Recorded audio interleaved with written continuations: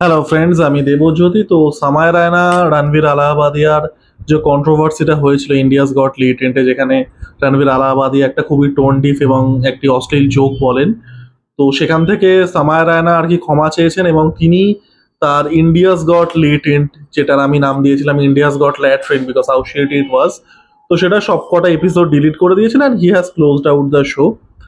এবার এই বিষয়টা নিয়ে আমি আমার মুভি রিভিউ কমিউনিটিতে সম্ভবত প্রথম ভিডিও করেছিলাম বাংলা মুভি রিভিউ কমিউনিটিতে, এবং সেই সময় যে আলোচনাটা হচ্ছিল, এবং এটাই ভারতবর্ষের সমস্যা যে একটা জিনিস সেটা যত ভালো ইন্টেনশন নিয়ে শুরু হোক, পারপাসটা ডিফিট হয়ে যায়। যখন আমি ভিডিও করেছিলাম ইনিশিয়ালি, ক্রিটিসিজমটা কিন্তু কনস্ট্রাকটিভ ওয়েতেই হচ্ছিল। ক্রিটিসিজমটা কি ছিল, ডিসকোর্সটা কি ছিল, যে এই যে একটা ইন্ডিয়াস গড লেটেন্টের মতো শো বা রণবীর আলাহাবাদিয়া যেটা বলেছেন সেটা কি, সেটাকে আপনি নোংরামো বা ভালগ্যারিটিকে ডার্ক কমেডির নামে চালাচ্ছেন।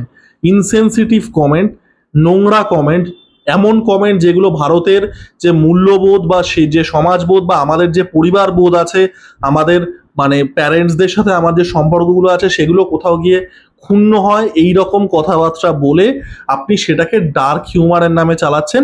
And the criticisms are constructive. লোকে বলছিল যে রণবীর আলাহাবাদিয়ার মানে এরকম কথা বলা উচিত হয়নি। এই যে ইন্ডিয়াস গট লেটেন্ট এই যে শোটা, এটা কিন্তু বারবার করে আন্ডার ফায়ার এসছে। কয়েক মাস আগে আরজি কর নিয়ে একটা খুবই ইনসেনসিটিভ জোক বলতে দেখা গেছিল একজন পার্টিসিপেন্টকে। তারপরে তারও পরে একবার মানে একজন আর কি মহিলা এবং তার বয়ফ্রেন্ড এসেছিলেন, যেখানে সে জানে না তার আর কি হাজব্যান্ড এবং দা বয়ফ্রেন্ড অ্যাকচুয়ালি কাট ওপেন হার ড্রেস। এই সব তো হচ্ছিলই। এবার এক্ষেত্রে রণবীর আলাহাবাদিয়ার যে এপিসোডটা সেটা অনেক বেশি, যেটা আইবলস জেনারেট করেছে তার মেন কারণ হচ্ছে রণবীর আলাহাবাদিয়ার একটা মেইন স্ট্রিম ফলোয়িং আছে। রণবীর আলাহাবাদিয়া ভৈরব বাবা, মেডিটেশন, মৃত্যুর পরে আত্মা কোথায় চলে যায় এইসব করার জন্য তার একটা মেইন স্ট্রিম ফলোয়িং আছে। That's why more people had opinion on this, এবং সেটা নিয়ে একটা কনস্ট্রাকটিভ ক্রিটিসিজম হচ্ছিল এই ব্র্যান্ড অফ হিউমার এবং এই যে নোংরামিগুলোকে, এই যে প্রবলেমেটিক জিনিসগুলোকে ডার্ক হিউমারের নামে, ড্যাঙ্ক স্যাভেজ হিউমারের নামে যে নর্মালাইজ করা, সেটার এগেনস্টে। খুব ভালো কথা।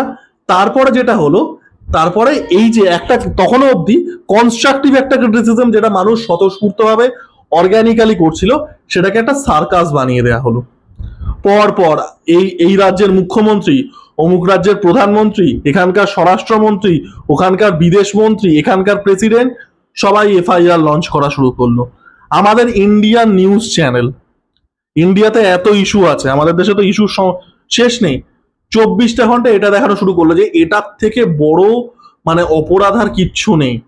আজকে সামায় রায়না যেটা করেছে সেটা ডিপলি প্রবলেমেটিক একটা জিনিস। আমার আগের ভিডিওটা দেখতে পারেন, আমি কিন্তু খুব কড়া ভাষাতেই সমালোচনা করেছি তার এই ব্র্যান্ড অফ হিউমার, তার এই ইন্ডিয়াস গট লেটেন্ট শো, এবং যে রণবীর আলাহাবাদিয়া যে কমেন্ট করেছেন প্রত্যেকটারই আমি কিন্তু খুব তীব্র ক্রিটিসিজম করেছি। বাট আমাদের দেশে এর থেকে অনেক অনেক অনেক বড় বড় সমস্যা আছে। এটাও আমি দেখবেন আমি ভিডিওতে বলেছিলাম যে এটাই পুলিশ কেস বা ইয়ে তো করে দাও, জেলে পুড়ে দাও, এইসব যাতে না হয়। যে ব্যাকল্যাশটা হচ্ছে, যে কনস্ট্রাকটিভ ক্রিটিসিজমটা হচ্ছে, সেটা হওয়াটা দরকার। মানুষ যে আলোচনাটা করছেন এবং এই যে মানে ডার্ক হিউমারের নামে যা খুশি তাই এটার এগেনস্টে কথা বলছেন, এটা দরকার। বাট এইগুলো যেন না হয়। তখন অব্দি ক্রিটিসিজমটা কনস্ট্রাকটিভ ছিল, আমি 3-4 দিন আগে যখন ভিডিও বানিয়েছিলাম। তারপরে ব্যাপারটাকে পুরো সার্কাস হয়ে গেল, পলিটিশিয়ানরা ঢুকে, মেন স্ট্রিম মিডিয়া ঢুকে, চলো জেলে পুড়ে দাও, শো ব্যান করে দাও, শুলে চড়িয়ে দাও, ফাঁসি দিয়ে দাও, এইসব হলো। এবার সামায় রায়না শো বন্ধ করে দিয়েছে। এই যে ক্যান্সেলেশন, এবং ক্যান্সেলেশনের ফলে কি হলো, পুরো ন্যারেটিভটা, পুরো যে ডিসকোর্সটা ছিল এটা ঘুরে গেল। যেটা শুরু হয়েছিল a constructive criticism on this type of humour, this type of dark humour, এবং এই জাতীয় প্রবলেমেটিক কথাবার্তাগুলোকে কোথাও গিয়ে নর্মালাইজ করে দেওয়ার এগেনস্টে, সেটা কি হয়ে গেল, ভারতবর্ষে হাজার একটা প্রবলেম, কিন্তু মানে পানিশ হচ্ছে সামায় রায়না।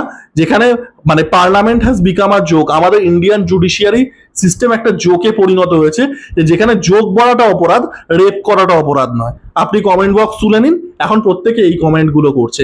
পুরো ডিসকোর্সটা, পুরো ন্যারেটিভটা চেঞ্জ হয়ে গেছে। এবং সামায় রায়নার এই মানে তাকে যেটা ফেস করতে হচ্ছে, ব্যাকল্যাশটা, ইনিশিয়াল যে কনস্ট্রাকটিভ ক্রিটিসিজমটা, যে ব্যাকল্যাশটা পেয়েছিলে সেটা ঠিক, একদম 200% ঠিক, এবং তার মধ্যে আমিও পড়ি, আমার ভিডিওটা গিয়ে দেখতে পারেন।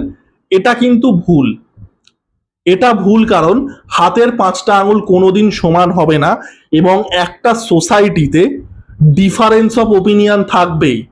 আমি কোনোদিন বলে দিতে পারি না আমার ওটা পছন্দ নয় বলে তুমি ওটা করতে পারবে না। আমি সেটার ক্রিটিসিজম করতে পারি, আমি বলতে পারি যে দেখো এটা ঠিক বা এটা ভুল, বাট আমি কোনো সময় বলতে পারি না আমার এটা পছন্দ নয়, তুমি এটা করবে না, তুমি ব্যান। এই ক্যান্সেল কালচারটা ফান্ডামেন্টালি প্রচন্ড প্রবলেমেটিক। আজকে সামায় রায়না, তার হিউমার ডিপলি ডিপলি প্রবলেমেটিক, সেটা নিয়ে আমি আগের ভিডিওতেও আলোচনা করেছি। সে এই জাতীয় নোংরামোগুলোকে কোথাও গিয়ে একটা নর্মালাইজ করে দেয়, এই জাতীয় মানে মানে যেগুলো ডিপলি আনফানি জিনিস, অফেন্সিভ জিনিস, সেগুলোকে ডার্ক হিউমারের নামে চালায়। বাট তার শো ক্যান্সেল করে দেওয়ার অধিকার কিন্তু আমার নেই। আজকে আমার এক্স জিনিসটা ভালো লাগে, আপনার ওয়াই জিনিসটা ভালো লাগে, আমার মনে হতে পারে আপনার ওয়াই জিনিসটা খারাপ, আপনার যেটা ভালো লাগছে সেটা খারাপ, আমি সেটার কনস্ট্রাকটিভ ক্রিটিসিজম করতে পারি, আমি সেটার ভুল দিকগুলো চোখে আঙুল দিয়ে দেখিয়ে দিতে পারি। আমি কোনো সময় বলতে পারি না যে আপনি ওয়াই জিনিসটা বন্ধ করে দিন, যদি না হন তাহলে আপনাকে কনসিকুয়েন্সেস ফেস করতে হতে পারে। তাহলে সেই মানুষটাকেও আমি রাইট দিচ্ছি আমি যে এক্স জিনিসটা পছন্দ করি সেটার এগেনস্টে ক্রিটিসিজম করার, সেটার এগেনস্টে ব্যান লাগানোর। এটা ফান্ডামেন্টাল প্রবলেম, এবং এটা আমাদের দেশে বারবার হয়। ডিফারেন্স অফ ওপিনিয়ন আর কাউকে শুলে চড়ানো দুটো সম্পূর্ণ আলাদা জিনিস। আমাদের কি হলো difference of opinion, Kerala story West Bengal থেকে ব্যান হয়ে গেল। আমাদের কি difference of opinion, Kashmir files, লোকে একদম পুরো গেল রব উঠলো, ব্যান করে দাও, এই করে দাও, ওই করে দাও, জ্বালিয়ে দাও, পুড়িয়ে দাও। এগুলো কেন হবে? এগুলো তো ডিফারেন্স অফ ওপিনিয়ন। আজকে যদি কেউ বলা হয় কাশ্মীর ফাইলসকে ব্যান করে দাও, তাহলে আরেকজন তো এই অজুহাতটাও তুলতে পারে, এই আঙুলটাও তুলতে পারে, তাহলে হায়দারকে কেন ব্যান করা হয়নি। ফান্ডামেন্টালি এটাই প্রবলেম ক্যান্সেল কালচারের। একটা সোসাইটিতে ডিফারেন্স অফ ওপিনিয়ন থাকবেই, প্রত্যেকটা জায়গার প্রত্যেকটা মতামতের একটা সহাবস্থান থাকবে। আমি কমিউনিজম লাইক করি না, আমি একবারও বলবো না যে যারা কমিউনিস্ট আর যারা সিপিএম তারা তারা পৃথিবী থেকে চলে যাক, একদমই নয়। আমি সেটার এগেনস্টে আমি ক্রিটিসিজম করতে পারি, বাট সেটা আমি যদি বলি সেটা এক্সিস্ট না করুক, তাহলে লোকে আমার যে বিশ্বাস সেখানেও বলবে তাহলে তুমিও তো ভুল। ফান্ডামেন্টালি এটাই ক্যান্সেল কালচারের প্রবলেম। এই যে একটা সমাজের ডিফারেন্স অফ ওপিনিয়ন, মানুষের ডিফারেন্ট টেস্ট, মানুষের ডিফারেন্ট থট প্রসেস, এই জায়গাটা দেয় না, হয় মাই ওয়ে না হয় highway. This is the fundamental problem. আজকে একটা সামায় রায়না, সে যতই ভালগার যোগ বলুক, তার থেকে হাজার হাজার গুণ বেশি প্রবলেম সোসাইটিতে আছে। সামায় রায়নারটা আমি বলছি না প্রবলেম না, অবশ্যই প্রবলেম, এবং এই কথাগুলো আমি গত ভিডিওতেও বলেছিলাম, বাট তার থেকে হাজার গুণ বেশি প্রবলেম এখানে আছে। এবং ফান্ডামেন্টালি এটা যেটা করে, এটা আমাদের দেশের জুডিশিয়ারির যে ইম্পর্টেন্স সেটাকে এক্সপোজ করে দেয়।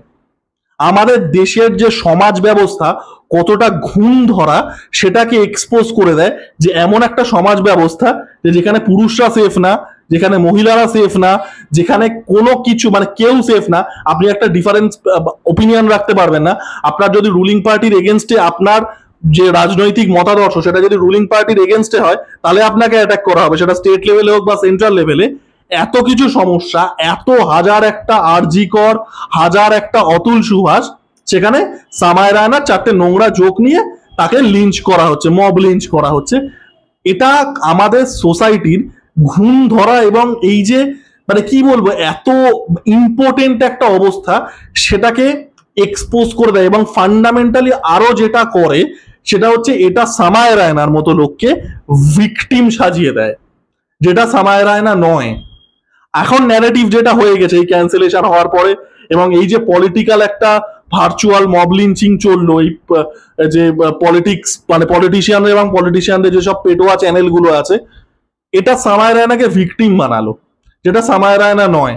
সামায় রায়না একটা একটা ভালগার কমেডি শো চালায়, যেখানে সে ডিপলি প্রবলেমেটিক অফেন্সিভ নোংরা কমেন্টকে জোকের নামে চালিয়ে একটা সার্টেন টাইপ অফ অডিয়েন্সকে কেটার করে। সে ভিকটিম নয়, what it does is fundamentally very problematic এবং সেটা ভুল। এই যে সামায়া রায়নার মতো লোকজন এই টাইপ অফ কথাবার্তা, এই টাইপ অফ নোংরামি, এই টাইপ অফ খারাপ চিন্তা ভাবনাকে একটা dark humour, savage, sigma male normalize করে দিচ্ছে, সেটা কিন্তু deeply problematic. Samay Raina victim নয়, কিন্তু এই যে ডিসকোর্সটা হয়ে গেল, এই সার্কাসটা হওয়ার পরে, এই পলিটিশিয়ান আর মিডিয়া, মেইন স্ট্রিম মিডিয়া সার্কাসটা হওয়ার পরে সামায়া রায়নাকে লোকে এখন ভিকটিম হিসেবে দেখবে, যেটা ফান্ডামেন্টালি সামায়া রায়না নয়। এখন ন্যারেটিভটা কি হয়ে গেছে যে সামায়া রায়না এত অপরাধী, এত খুন জখম ধর্ষণ করে বাইরে ঘুরে বেড়াচ্ছে, একজন একটা নোংরা জোক বলার জন্য তাকে এক্সিকিউট করা হচ্ছে, তাকে লিঞ্চ করা হচ্ছে ভার্চুয়ালি। এটাই তো ন্যারেটিভ হয়ে গেছে এখন। আপনি সোশ্যাল মিডিয়া খুলে দেখে নিন, আপনি ইউটিউবের কমেন্ট বক্স, আপনি ফেসবুকের কমেন্ট বক্স দেখে নিন, পুরো ন্যারেটিভটা, পুরো ডিসকোর্সটা চেঞ্জ হয়ে গেছে। এবং সামায়া রায়না যে কোনোভাবেই ভিকটিম নয়, he says the most awful things, the most problematic things in the name of dark humor, তাকে ভিকটিম হিসাবে পেইন্ট করা হচ্ছে। এবং বারংবার এই জাতীয় জিনিস শুধু তো পারপাস ডিফিট করে তা নয়, বারবার আমাদের যে সমাজ ব্যবস্থা, আমাদের যে মানে আইনের ব্যবস্থা, সেটা যে কত বড় জোক, সেটা যে কতটা ইম্পর্টেন্ট, সেটা যে কতটা মানে কি বলবো, বাজে ভাষা মুখ দিয়ে বেরিয়ে আসবে যেটা আমি চাই না, সেটা বারবার করে কিন্তু এক্সপোজ করে দেয়। মানে খুবই খারাপ হলো জিনিসটা। একটা কনস্ট্রাকটিভ আলোচনা এই সার্কাসটায় রূপান্তরিত হওয়ার কোনো দরকার ছিল না। সামায়া রায়নাকে ট্র্যাজিক হিরো বানানোরও কিন্তু কোনো দরকার ছিল না। আমাদের দেশে অনেক অনেক প্রবলেমেটিক জিনিস আছে। নোংরা জোকটা অবশ্যই প্রবলেমেটিক, ডার্ক হিউমারের নামে এইসব উল্টোপাল্টা অশ্লীলতাকে নর্মালাইজ করাও ডিপলি প্রবলেমেটিক। বাট আমাদের দেশে ভাই এর থেকে হাজার হাজার গুণ প্রবলেম আছে, হাজার গুণ বেশি প্রবলেম আছে। এবং বারবার এই রকম সার্কাস বৃত্তি করে আমাদের দেশের এই ইম্পর্টেন্সটাই চলে আসে, এই জুডিশিয়াল ইম্পর্টেন্সটা, এই অন্তঃশ্বাস শূন্যতাটাই চলে আসে চোখের সামনে। তো যাই হোক, এইটুকুই আমার বলার ছিল। আপনাদের বক্তব্য জানাবেন, লাইক, কমেন্ট এবং সাবস্ক্রাইব করে আমার পাশে থাকুন। ধন্যবাদ।